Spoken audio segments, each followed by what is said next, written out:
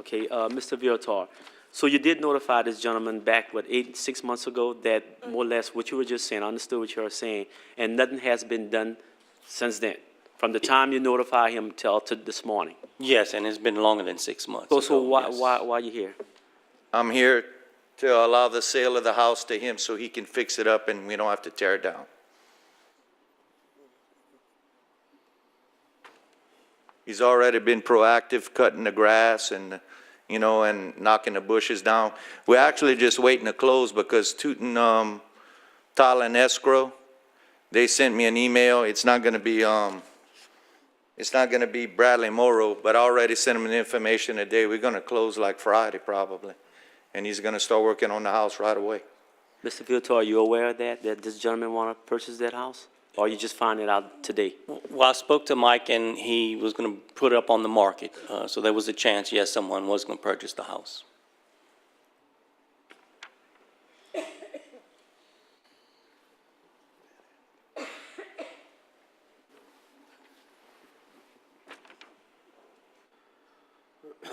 mean, I'll get a chance to ask you a question as soon as he get a chance. Yeah, Okay, sir. that's all you have, Mr. Lewis? Okay. Mr. Villar, thank you very much. Next speaker, please. Final speaker, Brandon Calhoun.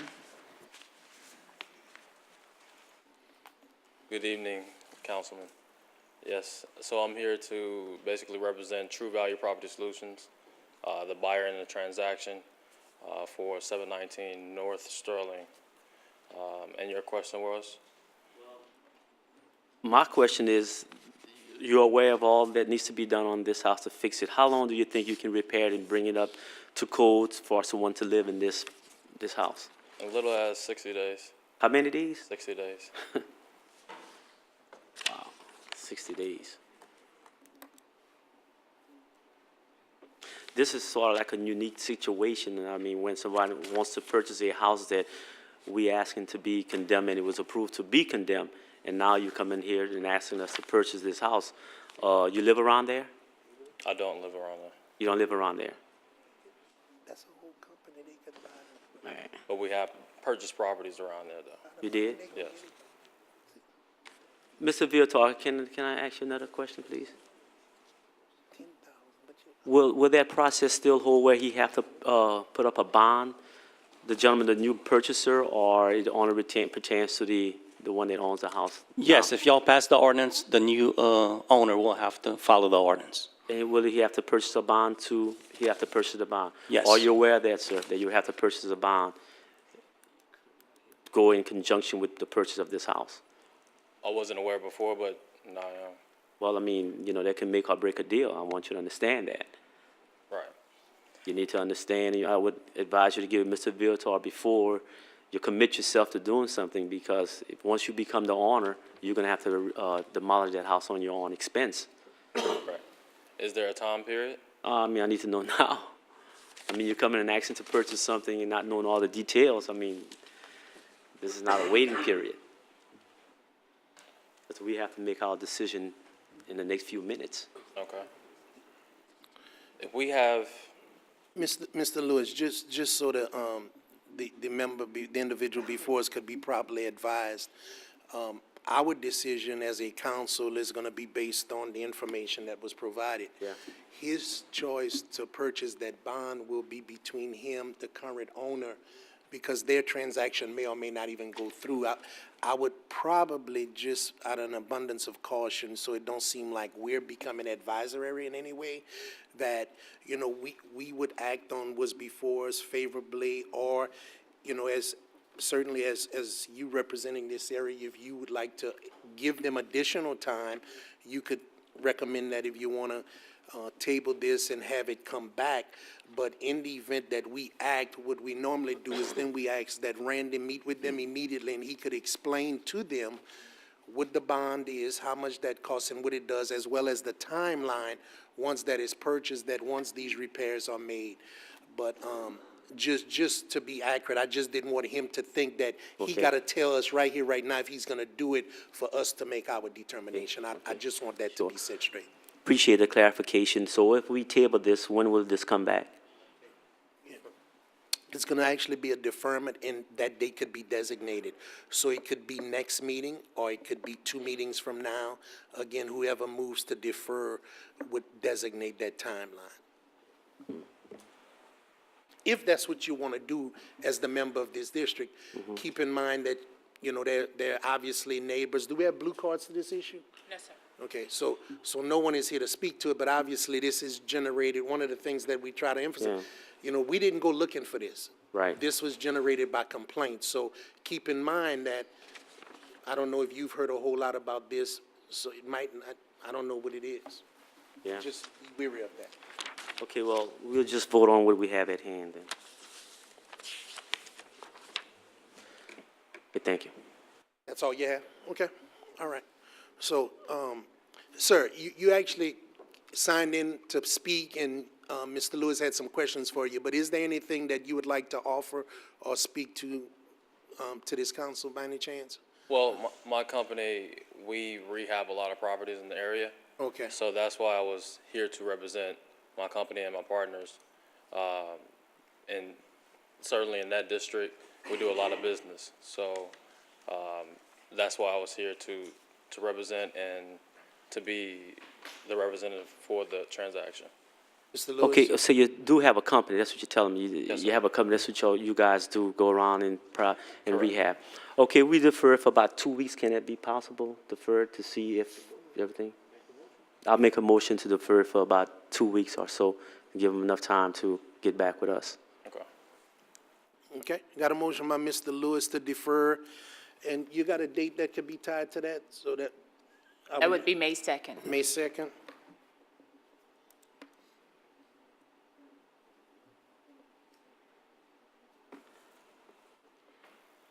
Mr. Bellard? Yes, I'd like to second his motion. I know we can't put stipulations, but just to let both of y'all understand that if a sale hasn't taken place again, I don't think I would ever support delaying it further. So I will second that motion. I just wanted that to be on the record for both of y'all. That's all I have, Mr. Chair. Thank you. I just had a question. Mr. Conk? Just one additional comment to Mr. to Jared's, Jared Bellard, thank you, I'm learning.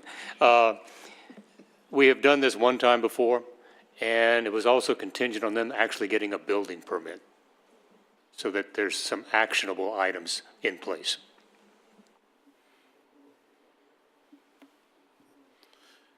Mr. Well, Lewis? okay, I changed the motion and what Mr. Conk is saying, and like to get, that's what I'll do, for the building permits and what have you.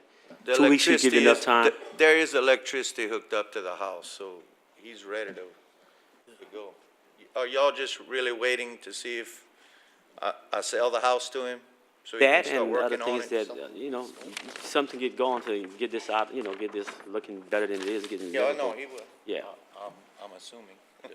Assuming, you see, that's assuming now. No, I well, don't like that he's word. been very professional in every meeting I've had with him. Right. So, Mr. Lewis, just for clarification, even though a lot has been said, our authority here today is you would like to defer this item for 2 Yeah, weeks. yeah, till May In 2nd. 2 weeks, you want this to come back before Right, us. exactly. And it'll, regardless of who owns the property, what they've done, whatever is determined at that time will be. Yes, sir. But your motion is to defer for 2 weeks. Defer 2 weeks, yes, And sir. Mr. Bellard, you still second that? Sir. Okay. There's a motion and a second. Any other council discussion on this item? I would recommend to defer it a month. I think with a month, and if he'd get to work real quick, I think he can maybe bring it almost up to code in a month. That's what I would recommend.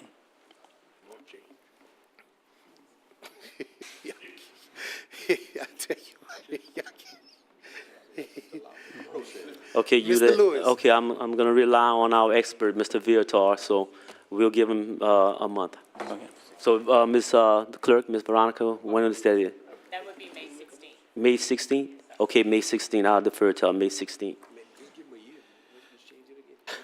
Put it in your- Thank you, Mr. Lewis. Yeah. Okay, so the previous motion to defer is withdrawn, and the current motion is to defer for 30 days, or the date of May 16, and that is being seconded by Mr. Bellard. Any council discussion at this point? All the blue cards have been satisfied, correct? Yes, sir. Okay. Please call the vote on the deferment. District 1? Yes. District 2? Yes. District 3? Yes. District 4? Yes. District 5? Yes. District 6? Yes. District 7? Yes. District 8? Yes. District 9? Yes. Motion to defer is approved. Thank you, gentlemen. Have a good night. Yes, sir. Thank you.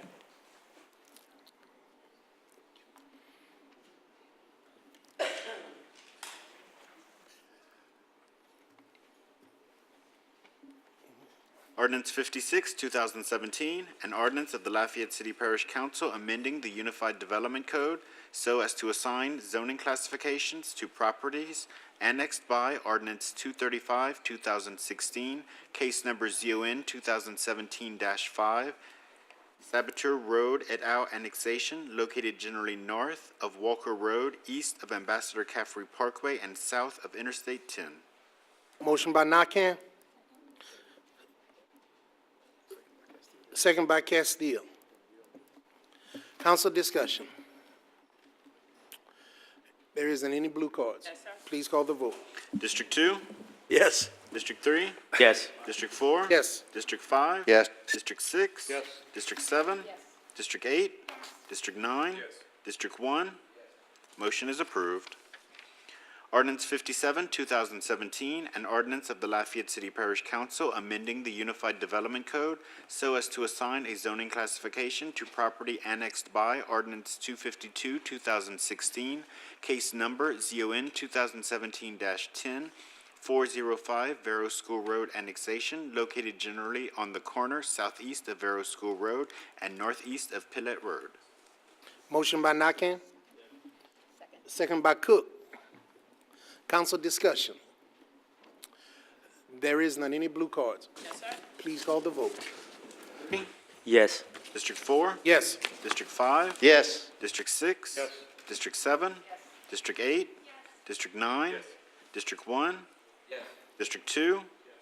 Motion is approved. Ordinance 58, 2017, an ordinance of the Lafayette City Parish Council amending the Unified Development Code and the official map of the city of Lafayette, providing for the annexation of additional land into the corporate limits of the city of Lafayette, Louisiana, case number ZON 2017-11, 300 block of Serenity Road annexation located generally west of Serenity Road, east of Rufal, and south of Ambassador Caffrey Parkway, which is located within Lafayette City Parish Council District Number 9 for voting purposes and assigning a zoning classification of residential mixed. Motion by Nakam. Second by Conk. Council discussion. Mr. Terrio. Yes, who do we have here who can answer some questions on this? Mr. Parker. Mr. Parker, quick question. Was in contact by a couple of people. Serenity Road is actually annexed into Youngsville. That is correct, right? Yes, sir. So the concern that was presented to me is that Serenity Road is more or less a one-lane road, and this property is located right to the west of it, and basically borders Hunter's Ridge subdivision on that side, which you got Rupayon and those connections. Yes, sir. Their question is for traffic, depending on what kind of developments here, what will they be using? Will they be using Serenity, or will traffic be going out of the subdivision? That was not really addressed as part of this annexation. That will be addressed when the property comes in for plating, and will be able to be better addressed when the type of development and the lot configurations are decided. Okay, just want to make sure they had concerns. The bridge on itself on Serenity and Youngsville's nothing that can handle heavy equipment. And again, Serenity is more or less a one-lane road. I'm familiar And with that. so just want to make sure we're okay with that. Yes, sir. Thank you, sir. That's all I have. Thank you. Any other council discussion? I am seeing none. Are there any other blue cards? Please call the vote. District 4? Yes. District 5? Yes. District 6? Yes. District 7? Yes. District 8? Yes. District 9? Yes. District 1? Yes. District 2? Yes. District 3? Yes. Motion is approved.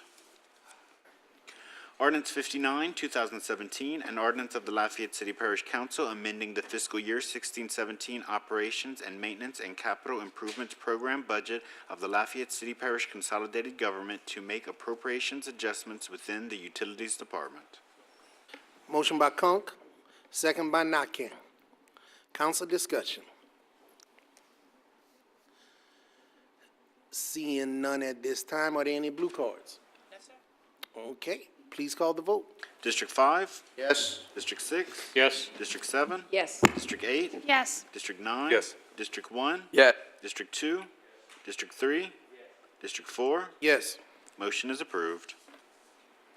Ordinance 60, 2017, an ordinance of the Lafayette City Parish Council authorizing the filing of an application with the Federal Transit Administration for operating and capital assistance in the amount of $2,125,041 through FTA Section 5307 Urbanized Area Formula Funds, along with the required match in the amount of $1,564,345 for use within the Public Works Department Transit Division. Motion by Conk, second by Nakam. Council discussion. Seeing none, any blue cards? Call the vote, please. District 6? Yes. District 7? Yes. District 8? Yes. District 9? District 1? Yes. District 2? Yes. District 3? Yes. District 4? Yes. I'm sorry. 5?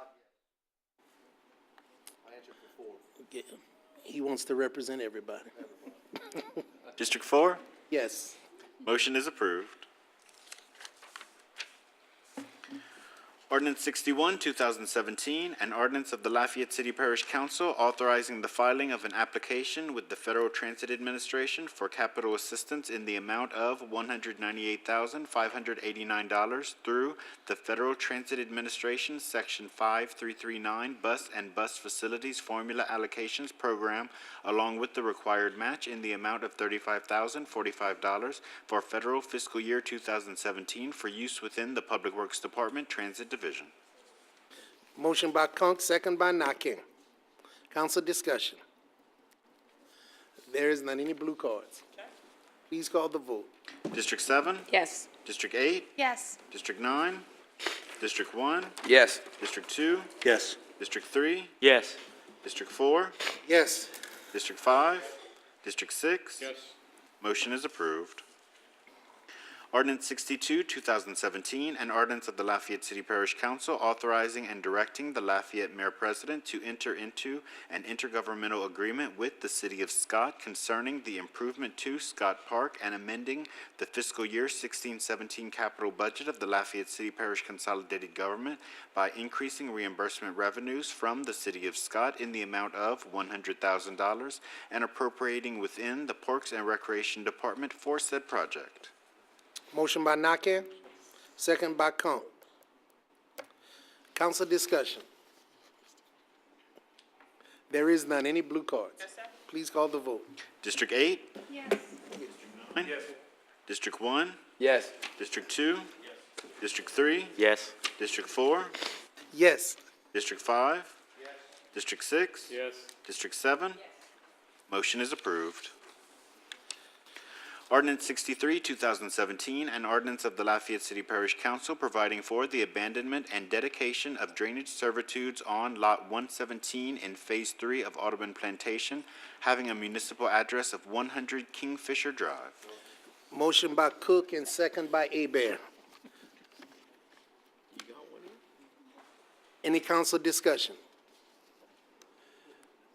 Any blue cards? One citizen, Andre Montagne, signed in, did not wish to speak but supports the ordinance. Thank you very much. Call the vote. District 9? Yes. District 1? Yes. District 2? Yes. District 3? Yes. District 4? Yes. District 5? Yes. District 6? Yes. District 7? Yes. District 8? Yes. Motion is approved. Ordinance 65, 2017, an ordinance of the Lafayette City Parish Council amending Chapter 42, Health and Sanitation, Article 1 in general, Section 42-2, smoke-free air of the Lafayette City Parish Consolidated Government Code of Ordinances relative to smoking in public places by adding further or additional definitions and public places where smoking is prohibited.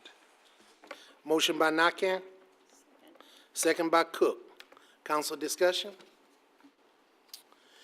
Seeing none, any blue cards? Yes, sir. Okay, we have 154 citizens who called the council office today, 151 of which noted their support for the ordinance. 3 were in opposition to the ordinance. As far as blue cards for tonight, we had 39 citizens who did not wish to speak, but they do support the ordinance. 1 signed in, did not wish to speak in opposition to the ordinance. We do have 13 citizens who signed in to speak tonight in reference to the ordinance, the first of which is John Pattersack, or Patterson? We all tried.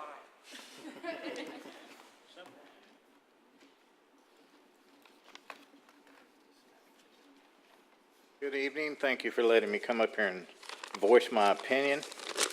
My name is John Patterson. I own Gloria's Restaurant and Lounge on the south side. My daughter Sarah Patterson is the general manager and the workforce behind the business. She works 7 days a week. We are a smoking bar. 99% of our customers are smokers. We have lost 50% of our patrons due to the downturn in the oil field. Business is not good. The average age group of our customers is between 35 and 60. No one's allowed in the door that's under 21. We very seldom have any live entertainment. We just can't afford it. We have tried non-smoking nights before, and they were a complete failure. 1 or 2 people would come in, the rest would see the sign on the door and leave. We have smoke eaters in our bar. Our customers are doctors, lawyers, oil field engineers, oil field workers, laborers, and all of them smoke. They stop in on the way home and have a beer and a cigarette and go home. No matter what you do, you can't get the smell of cigarette smoke out of a bar that's been in there 30-some-odd years. And Gloria's has been there 30-some-odd years. And I know there's a lot of people in the audience wearing these shirts against smoking. And I'd like to ask, how many of you are Lafayette residents? Sir, your comments are directed to the council. Well, I would like to ask those people, how many of them are Lafayette residents?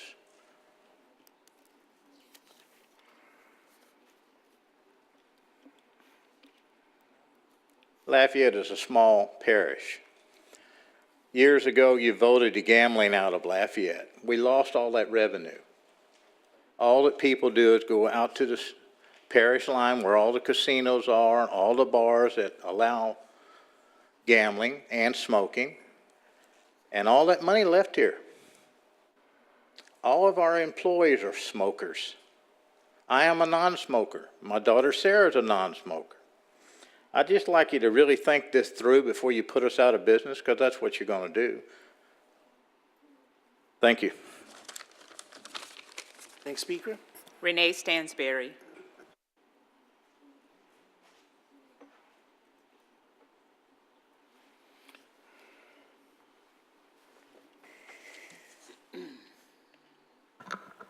I'd like to say thank you to the mayor and the city council members for allowing me to speak on this very important issue to you here tonight. My name is Renee Stansberry, and I'm the Region 4 manager with the Louisiana Campaign for Tobacco-Free Living. I've been working with the Lafayette community and gaming facilities and bar owners to provide education on the importance of smoke-free air for several years now. This smoke-free ordinance will provide healthier air for all workers and a safe environment to work. All workers have the right to breathe clean air. The white shirts and those here with stickers are the supporters that came out tonight to support this ordinance. I've also worked over the past year. Whenever we do events in the community, we ask people to vote. They can vote yes or they can vote no if they support smoke-free air. As you can see, there's quite a bit of cards in here in support.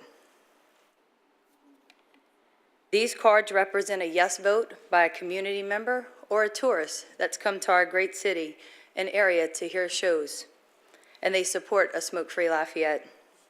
This is an issue of public health, and our city leaders are elected to protect the health and welfare of those whom they serve.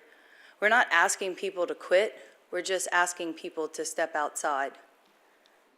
This is the right time to make the right decision with the right counsel. I thank you for allowing me to speak tonight. Next speaker, please. Curly Taylor.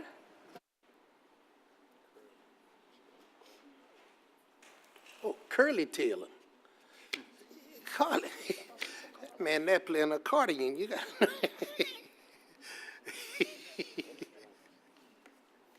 Good evening. I come to you as an artist and also as a non-smoker. And I've been actually in nightclubs since I was maybe like 16 years old performing. Never once smoked a day in my life, you know. You always hear about the secondhand smoke always get you. I would dread that one day, you know, I would have to have a checkup and then something weird would happen to me. And I understand about the gentleman that, you know, the business, you know, it kind of affecting his business. But I think if we make like $1 million or so and nobody's around to spend it, you know, how good is it, you know? So, and I traveled maybe 26 weeks out of the year through different cities and states and everything. And this is like one of the only states that, you know, where you still get smoking inside of the club. And I think that maybe we shouldn't be the last to jump on it, you know. I just think we won't be the first to jump on it, but maybe, you know, we won't be the last to do it, you know. And let's look at maybe everyone's health in it. That's how I see it, you know. No business to close. We don't want nobody's business to shut down, but, you know, just looking out for everyone's health. That's my piece, you know. You know, I just think that, you know, I wouldn't want to be sick behind something else, something that I have no part in doing, you know. And nice coming out. I hope everything works out because we just want to have a smoke-free environment for everyone. That's good. That's good. Thank you. Smoke-free. Next speaker, please. Gino Delafosse.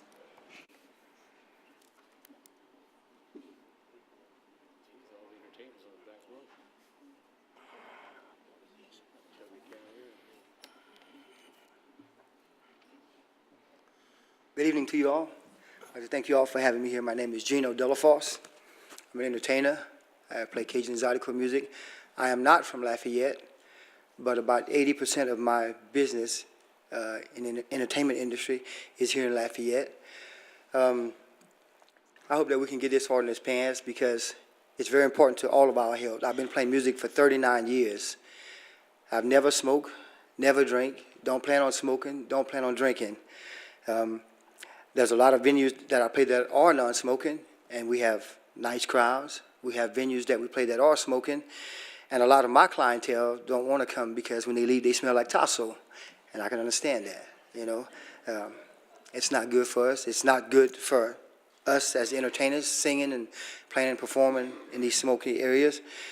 And I really think if this passes, a lot of the places that we play, they can make a small smoking area on the outside. And I've seen people go outside and smoke when it's 30 degrees and raining outside. So I think if a lot of club owners or business owners would make a small smoking area, I think that their business could still thrive. And it's just better for all of us in the end. And like Mr. Taylor, I've traveled around the United States back and forth in the last 15, 20 years. And everywhere I go, it's all smoke-free. And we attract a lot of the business, a lot of the tourists in Louisiana because they come down for the music and the food. And a lot of places I'll play that are smoking, when the tourists come down, they say, well, we love you, Gino, but we're not going to come and listen to you because it's just too smoky. And so with that said, hopefully we can get it passed, and I think everybody will benefit from it. Thank you. Next speaker, please. Brenda Araby.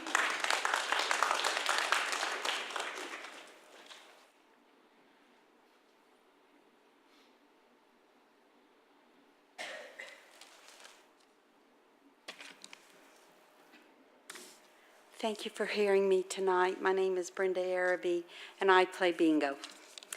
I go once a week. First, I'd like to tell you, if you want, I brought my clothes from last night so you could smell what I smell like when I go home at night from the bingo hall. There are little kids that can go to bingo with their parents or their grandparents, 6 years old and up, and they are put in this kind of atmosphere. I have to take a shower before I go to bed because of the secondhand smoke. Please don't tell me, well, you have a choice of not going. This is the only thing I do. I've worked a long time. This is my enjoyment. The people still will come and play bingo. They have smoke-free bingos in Texas. They have a few in Louisiana. And the reason they have them is because the little kids were coming, and they didn't want those kids to be with secondhand smoke. Just like when y'all made the restaurants smoke-free, people didn't stop coming to eat. Trust me, there are a lot of restaurants in this town, and they still go and eat. So at the bingo halls, they're still gonna go and play bingo. They're not gonna stop. Some might because they're gonna be mad, but we can't please all the people, I understand that. But for secondhand smoke and for someone that hasn't, and I used to smoke when I was young, but that was 42 years ago. So please consider the no smoking, and I thank you. Next speaker, please. Rhonda Egan.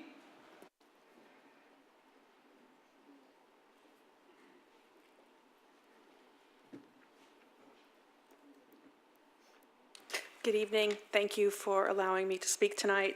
My name is Rhonda Egan, and I'm speaking to you tonight as your neighbor, as a wife and a mother. I am a resident of Lafayette. I'm a resident in Councilman Lewis's district.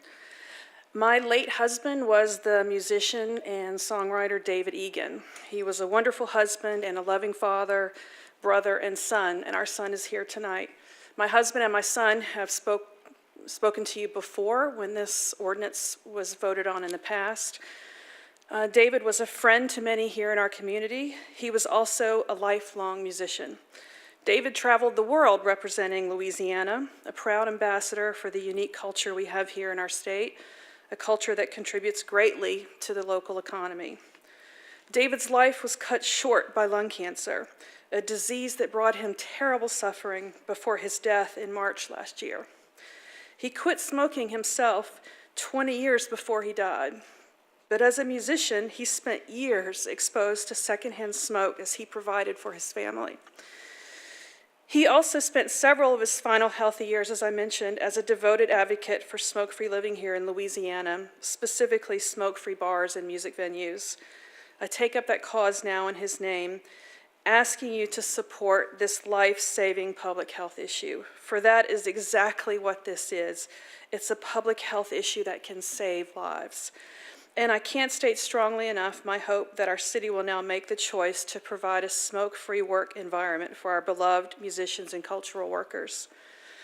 If you want to support the culture that makes our place here someplace special, then now is the time to vote yes, to support this ordinance here, just like the successful one that passed last year in New Orleans.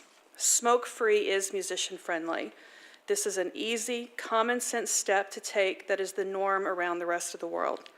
Protecting musicians is an investment into our valuable culture economy, investment into the future of our artistic heritage, and most importantly, it's an investment into the health and well-being of fathers and mothers, sons and daughters. Thank you. Thank you. Next speaker, please. Mitchell Lertzman, MD.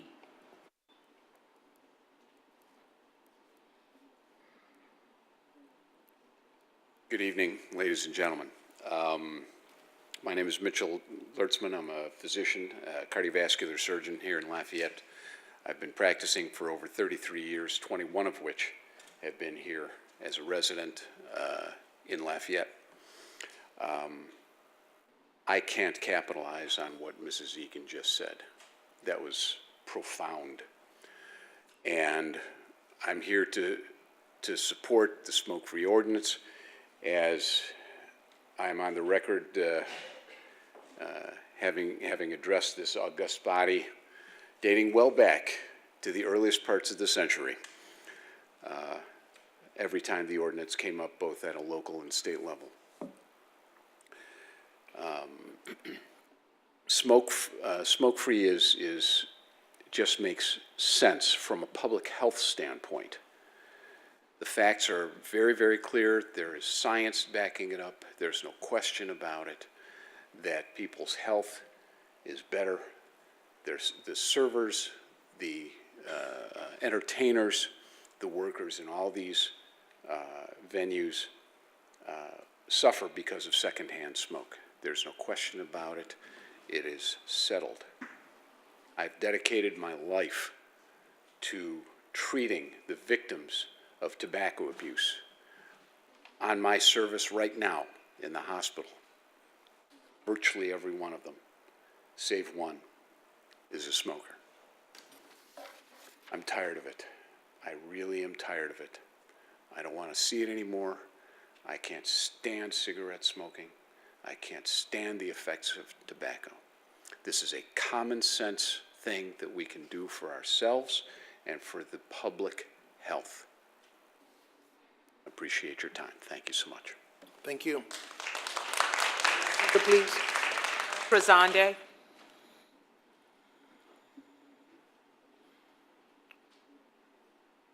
Say it again, Madam Clerk. Gus.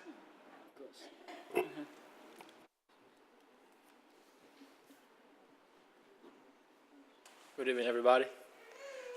My name is Gus Rezende. I'm one of the owners at Jefferson Street Pub, downtown Lafayette. About 3 years ago, when the ordinance was first introduced, we decided as a business that after consulting with a lot of our musician friends, employees, and customers, that it only made sense for us to make that transition. Today, I'm here to not only be proud about the decision we make, but to continue to support the ordinance. I believe if the ordinance is proposed by y'all, it will actually help businesses in the long haul to be able to adapt and make the right adjustments throughout the process. When I first made the decision, it was an emotional decision based on what the right thing to do was. But today, the facts don't lie. The city of New Orleans, a lot of the bar owners that I know, even though they were opposed at that time, they now believe there was a great decision they made because business involved. So I'm here to support, and I hope you guys feel the same way. Thanks for your time. Appreciate it. Next speaker, please. Lydia Kakindle. I think that's. You pass. She Pass. passes. Next speaker is Dr. Ryan Cazares.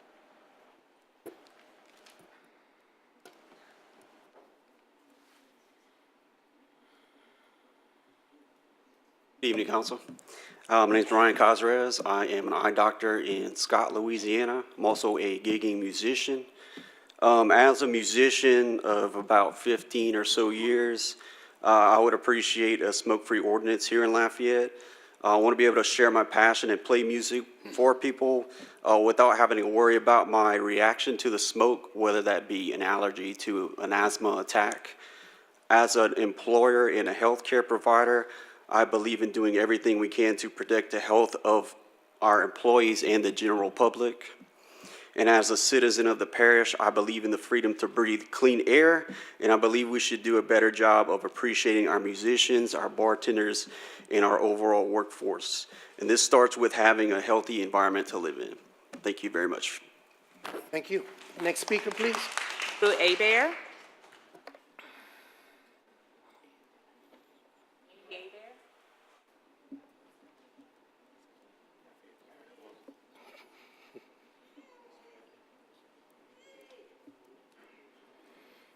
Good evening. Thank you. I just want to make something clear to the public, since y'all are interested in smoke-free air in the parish. Now, as I understand, this ordinance does not apply to certain areas.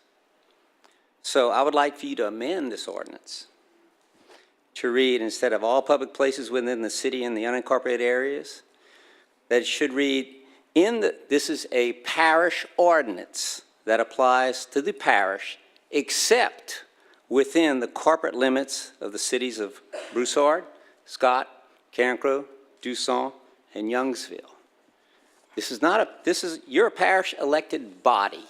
You're interested in the health and safety and welfare of the parish population, but your ordinance does not address some of those people. I believe that you should make this ordinance contingent upon the same ordinance be adopted by all of those other towns. I think the group should present that to every city and become a parish-wide tobacco-free, not just a small area. Because are you protecting everybody? You're elected by the parish. I think all the citizens of the parish should have their own health, safety, and welfare protected by you, the elected officials. As I understand the ordinance, this would apply to the Festival International grounds, wherever there's a stage. Is that my understanding correctly? I'd like for you to amend that to state that this ordinance applies to all LCG and LUS sponsored events.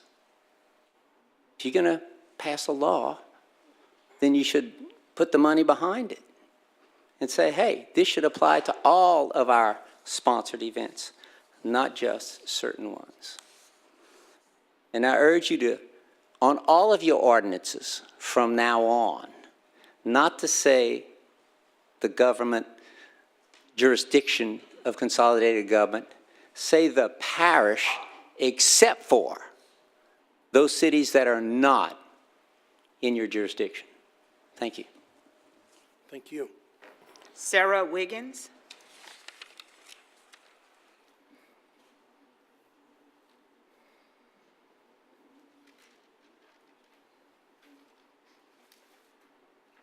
Hi, Council. Thanks for letting me speak. My name is Sarah Wiggins. I own Gloria's Restaurant and Lounge. I'm a non-smoker. It is a choice that I decided to get into the bar industry. I would say probably 80% of my customers are smokers. I'm not saying that I don't agree that people should have fresh air, but at the same time, I don't feel like I should have to make my smokers have to go be isolated in a whole nother area. Whenever I have plenty of smoke eaters, you can come smell my clothes. I've been working all day in there, and I promise you that I don't smell like a cigarette. I serve lunch. Probably 90% of my lunch crowd comes to my bar to eat lunch because they can smoke a cigarette inside in the air conditioner and not have to be isolated to their car to have lunch. I'm going to lose my lunch crowd. I realize that people are saying it's not going to affect small businesses. I'm not even 2 miles from Broussard. The parish thing that the gentleman before me was speaking of, I agree with that, because what's going to happen is my customers aren't going to come to Gloria's anymore. They're going to go right down the road another 1.5 miles and go to a bar where they can smoke. So if this is going to be something y'all pass, maybe it should be passed everywhere. And I think as a business owner, we own the building that our business is in as well. I think it should be my decision to decide as a non-smoker if I want my bar to be smoking or not. That's pretty much all that I have to say. Thank you. Thank you. Final speaker, Robin McMillan.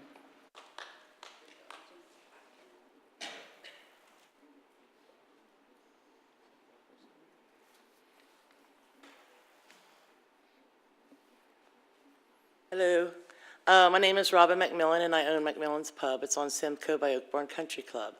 And I know that this is going to pass. I know it is. Okay, it's obvious, and that's fine. But I am my only employee, and right now my bar is closed. Okay, I don't have a bartender. I don't have music. I'm not a venue. I worked my bar myself. Saturday was my 21st anniversary of owning a bar. So now I'm finally legal, okay? So all I want is that somehow to be grandfather claused in somewhere. You know, it's about the choice, our rights. And like Mr. John said, you know, the poker machines were gone. You know, oh, well, that was $40,000 a year extra money being put in my account. You know, and then all of a sudden, Perry Sanders, they're gone. You know, he had to bust his parishioners, now they're gone. And our property taxes are going up. And I know nobody in here cares if I lose my bar or not. But the one thing about me is that I do more for my community than anybody I know. And for 11 years, I've been doing Rosa's Angels. And my bar is not just a bar. It's not the bar, it's the building. I've got a huge building, and the bar is just a little part of it. And this past year with Rosa's Angels, I took care of 258 needy children, okay? This past Sunday, I took care of 510 Easter baskets to underprivileged children. And I used my bar, my building to do that. You know, I used my internet, I used my Facebook, I used everything to get it out there. And people bring candy, and people bring their gifts, you know, to my bar. My house can't handle all that, you know, but I've been doing it for that long. And all I want is to really just think about how you are affecting people's lives that really, I'm a little tiny hole in the wall, nothing bar. And 80% of my customers smoke. And I don't have a place to build a nice little deck outside. I don't have extra money to throw into that. You know, and I agree with everyone who spoke tonight. Bingo halls. There's never should be children smoke. You should never be able to smoke around children. I agree with that. You know, I'm looking at everything, I listened to every word everybody said, and I agree with them. I 100% agree with them. And this will pass, and we won't be able to smoke in our bars. But all I'm saying is leave a choice there, you know. Give us a month after it passes to fill out a paper and say, hey, we don't have bans. We don't have employees. I mean, it's me. And I'm married to this building. That is my husband of 21 years. And I don't want to give him up yet, you know. So, and I'm not saying anything about don't pass this or whatever. It will pass. All I'm saying is just try to figure out some type of way to where we can grandfather clause it in, or maybe have a room in the back to where people don't even have to go outside, but it's not even, you know, near where smoke can come into the bar area. I've got rooms all over the place in the building. So that's all I'm asking. Just, you know, think about it like that. I mean, maybe we won't lose our business. Maybe it'll be better than ever. You know, we don't know, but it's very frightening, you know, to know that 21 years I've been in business and that's my life, you know. So, and I'm scared half to death.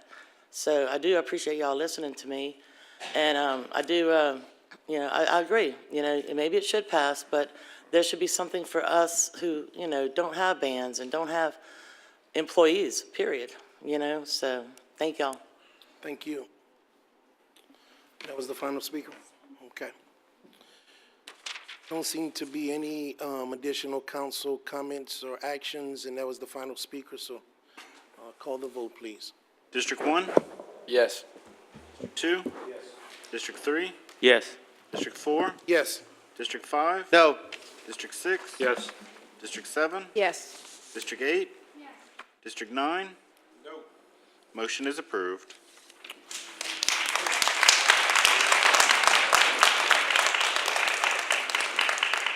We're going to now move to the appeal. Again, this is a public hearing, and blue sheets are available for anyone wishing to address the council. Still the 5-minute rule. Could you read item number 18, Jeremy? Appeal of Planning Commission action, Spring Hill Addition resub lots 9-10 and Barry Doucette Addition resub lot 17, PC 2017-5.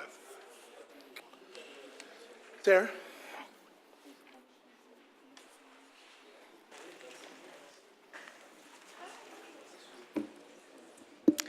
Good evening, Sarah Gary, PZD. This is going to be a request for preliminary plat approval for the subdivision of .501 acres of property into 8 lots for residential use and 1 lot for common area. This request was heard at the February Planning Commission meeting. At that meeting, the development was granted preliminary approval. One of the conditions of development was that sidewalks be constructed along all public streets.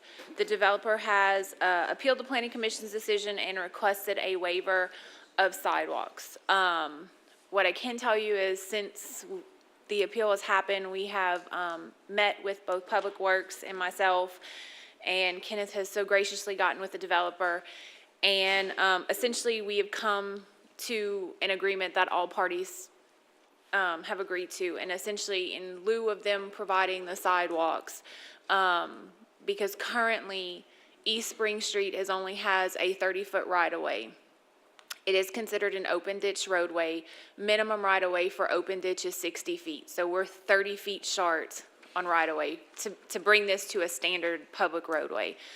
So Public Works is like, listen, if I have to go in there to do any type of project, we do not have the right-of-way in order to do anything. So in lieu of the sidewalks, we felt it was more justifiable to request that they give us some additional right-of-way. The developer has agreed to give 5 feet of additional right-of-way. That's basically what he has that he can give. So in lieu of sidewalks, they're going to give us some 5 foot of additional sidewalk, and we'll need to amend the electrical condition to go from a 10-foot utility easement essentially to a 5-foot utility easement. Yeah. And members, just to add to that, again, Sarah them did a great job with this, and I appreciate the extra work that they put in. This is considered an infill project. This is right off of General Mouton, where there was a number of properties that have been blighted, as well as adjudicated and absentee landowners. And this developer went in and started a lot of work on their own as far as to start acquiring some of these properties. And I tell you, it's actually a really neat development that's taking place out there. But nonetheless, when this issue came up, I felt it was necessary to get involved in driving out to the site. There are significant hardships there, especially getting to ADA regulations with sidewalks. The 30-foot road that Sarah spoke about is actually in need of repair as we speak today, to abut a sidewalk right up to the road, which is crumbling. Just did not seem to be prudent, and because of the elevation of this property, actually, the sloping that would be necessary, the retention that would be necessary to eliminate erosion and serious problems going forward. At the end of the day, the sidewalks just didn't work. As much as I love sidewalks and we advocate, and this developer only has a portion of that block. There's actually another portion of the block that if they don't have to come in to replat, and it doesn't seem like they will, but at this point, he does not capture the entire block. So with that, as indicated, Public Works had some needs. There are some drainage issues in this area. Don't even have to talk about drainage in Lafayette today. And speaking with Public Works, to be able to go in and do work as much property as we could acquire, certainly the better off we will be going forward. So I'm certainly supporting this, and there has been an amendment to what the appeal currently asks for. There's been an amendment. The developer is here if necessary. He'll be prepared to speak, indicating his agreement. But I just wanted to give you all that background information because I know how we advocate for sidewalks here. Certainly if we was going in a 30-acre field, this would not even be a consideration. But it's bordered by University Avenue, General Mouton. Spring Street is right in the middle of that. University circles all around in Pinhook. And it's been unbelievable what they've done there thus far. So I'm excited. And I just, the UDC, as I appreciate it, is our guidance. But of course, one size does not in fact fit all. And this is just one of those times where deviating for what the code calls for is in the best interest of furthering this development, making sure that we don't hinder this private investment of hundreds of thousands of dollars in homes that people are actually seeking like hotcakes. I mean, if you haven't ridden by, please go. I think it's something that might become a model to do in other areas, but I'm supporting this, and I'm going to ask that you all support it as well. Mr. Castillo. Thank you, Mr. Chair. Yes, at this time, I'd like to make a motion to grant the appeal, waiving the requirement to construct sidewalks along the public streets, conditioned upon two things. Amending condition number 2 in the action letter dated February 15th, 2017 to read, provide a 5-foot utility servitude along all lots bordering public roadways and servitude niches at all property corners, including typical utility niche diagram. For 0 lot lines too. The second thing, also adding a condition to read as follows: 5 foot of additional right-of-way shall be dedicated to LCG along East Spring Street. That's the two items. That's being motioned by Mr. Castile and second by Mr. Nakhan. And there was some clarity there. On item number 2, you did say with the 0 lot line, right? And Yes. Yeah, okay, because they actually build it on 0 lot lines now where the utilities, can be shared in a single section. So I'm going to just make sure we in good grounds, I'm going to go to legal. A copy of that was provided to Mr. Escott. And Mr. Escott, based on what you've heard, it's a good motion. Perfect. Okay, good deal. So, Yeah. I'm an attorney by trade now. I've been blessed by the attorney, man. No. Like, I wrote that for you. Actually, staff. That was good, man. Staff worked I on get it. kind of raw sometimes up here, but that was good for me, tell the truth. Is there any other council discussion at this time? Mr. Lewis? Yes, I just want to congratulate the contractor developer. I did see those, what you guys putting up there on Spring Hill. I mean, I really like that. District 3, I know where there's some property if you want to do that as well. So, I mean, I welcome that. I really like the way it looks, the different colors. I mean, it's real nice. So you guys plan on doing the same thing around on Spring Hill? Yeah, congratulations. I like that. Thank you. Are there any blue cards on this item? Just Mr. Robert Minyard.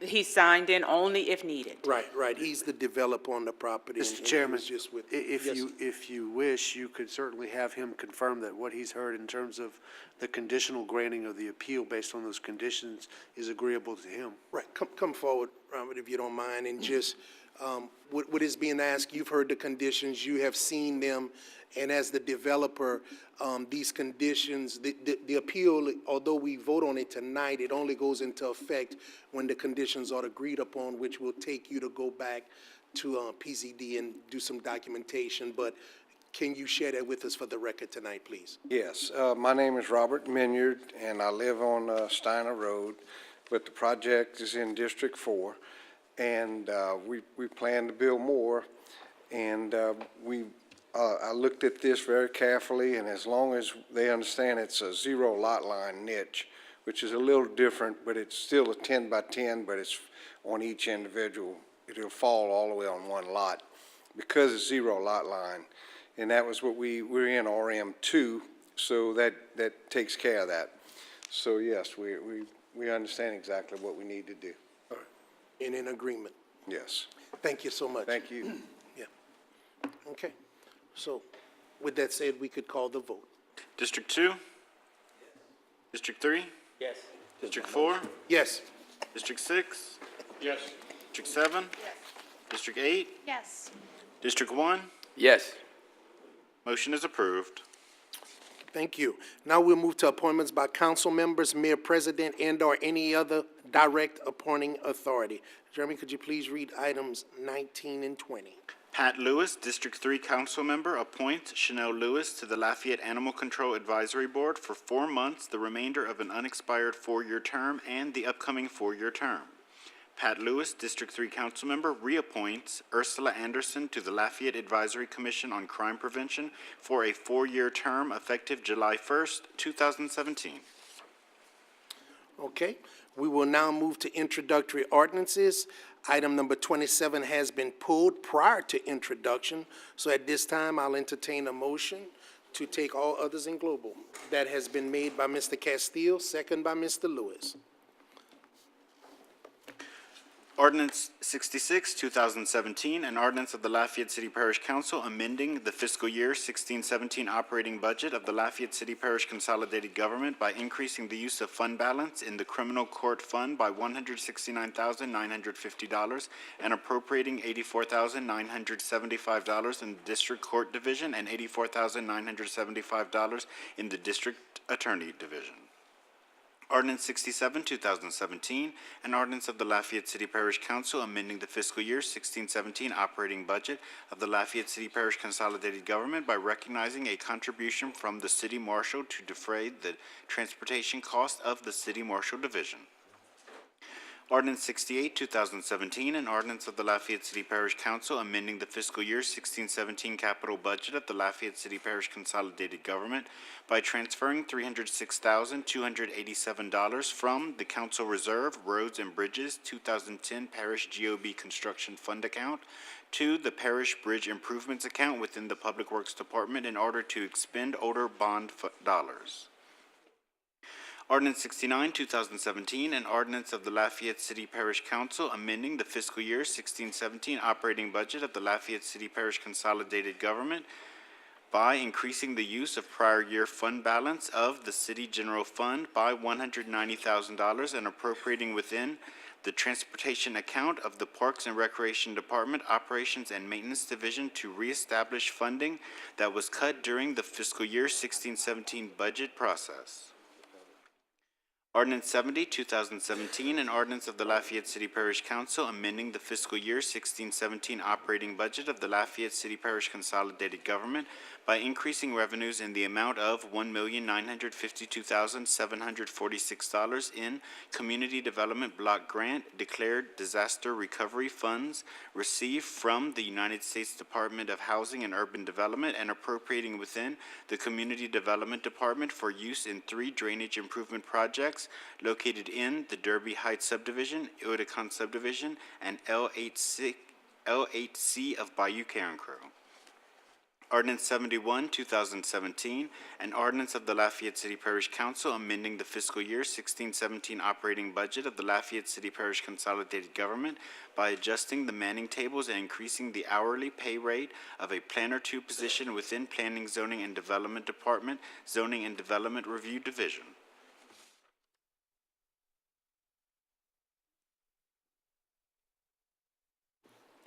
Thank you, sir. Council discussion. There is none. Any blue cards on any of these items? No, sir. Okay, please call the vote. District 3? Yes. District 4? Yes. District 6? Yes. District 7? Yes. District 8? Yes. District 1? District 2? Yes. Motion is approved. Thank you very much.